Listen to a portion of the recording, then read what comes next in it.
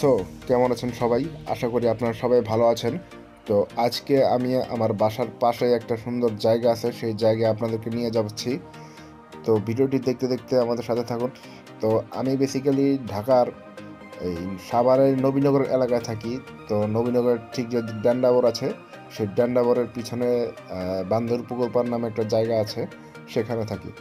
তো এখান থেকে মিনিট 5-এর দূরত্বে একটা জায়গা আছে অত্যন্ত সুন্দর, এটা হচ্ছে আপনার গণ বিশ্ববিদ্যালয়।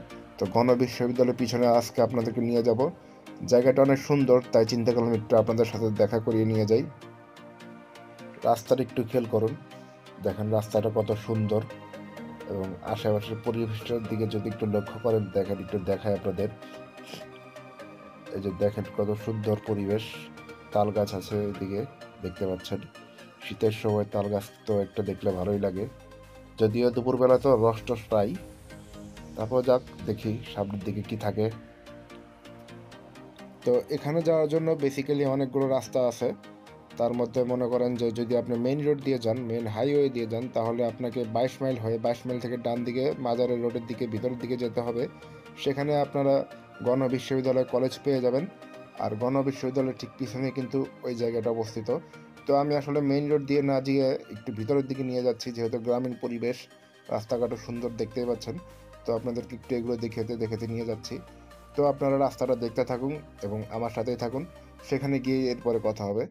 Here we are, we locked down in different cities, and our virtual connection falls apart. Guess it's been too many years since California.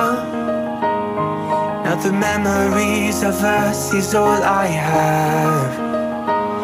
See, one day I'm gonna reach ya, take a plane for many miles. We pretend that time didn't pass us by when we're on Mulholland Drive.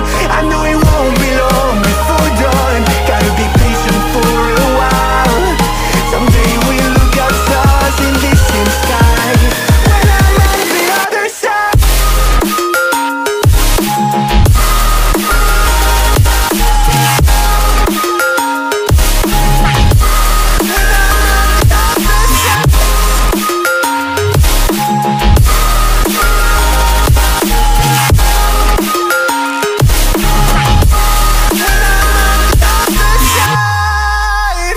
Take me back to the life that we once knew, when the walls weren't closing in like they are now. Cause it's been too many years since California. I wish I could get there, I don't know how. See, one day I'm gonna reach ya, take a plane for many miles. We pretend that time didn't pass us by when we're on Mulholland Drive. I know it won't be long before dawn, gotta be patient for a while. Someday we'll look at stars in the same sky, when I'm on the other side.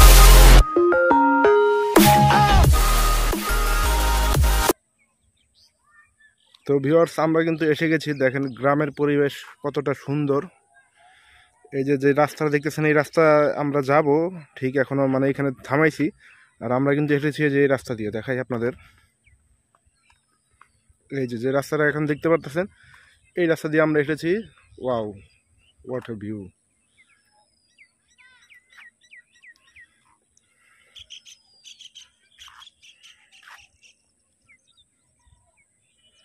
আর এই যে সানলাইটটা ঠিক এই দিকে, এই যে দেখতে পাচ্ছেন, সানলাইটটা কি চোখে পড়ছে? হ্যাঁ, এই যে একদম চোখে সোজা পড়ে আমার। আর এইদিকে দেখতে পাচ্ছেন, এইদিকে কিন্তু ক্ষেতে চাষ করা হচ্ছে। ওইদিকে বিল্ডিং আছে লাল রঙে দেখা যাচ্ছে, আর ওইদিকে তো পরিবেশ দূষণকারী ইটের ভাটা আছেই।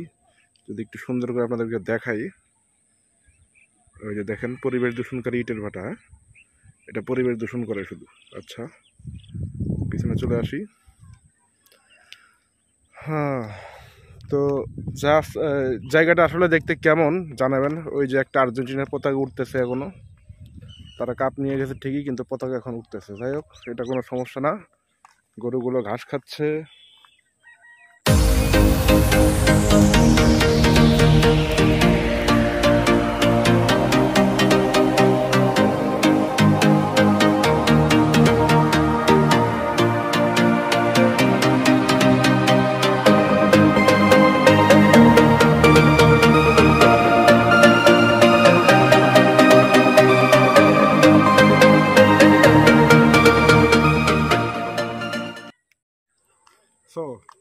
আছেন সবাই? আশা করি আপনারা সবাই ভালো আছেন।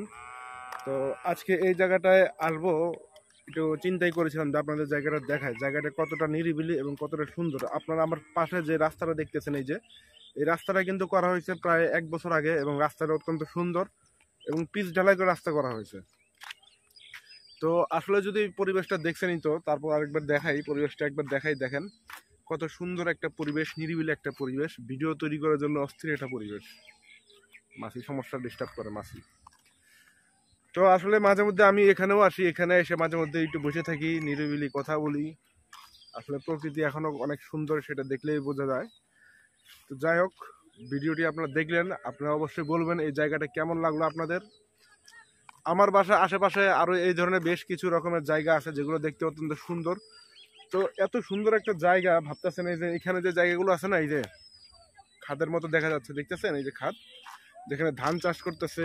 আবার এই যে পাশে আছে দেখেন, আমার পিছনের দিকে এদিকে পুরোটা কিন্তু ধান চাষ করতেছে। তো এখন তো শীতের মৌসুম, খরা মানে শুকনো মৌসুম, এখন তো এখানে ধান চাষ করে। কিন্তু যখন বর্ষাকাল হয়, পানির সময় হয়, বৃষ্টি বাদল বেশি হয়, তখন কিন্তু এই যে রাস্তার যে দুই পাশ আছে না, দেখতেছেন নামা, এই দুই পাশ পুরোপুরি একদম পানিতে টইটুম্বুর হয়ে ভরে থাকে, এবং অনেক সময় রাস্তার উপরেও কিছুটা হাঁটু পানির মতো উঠে।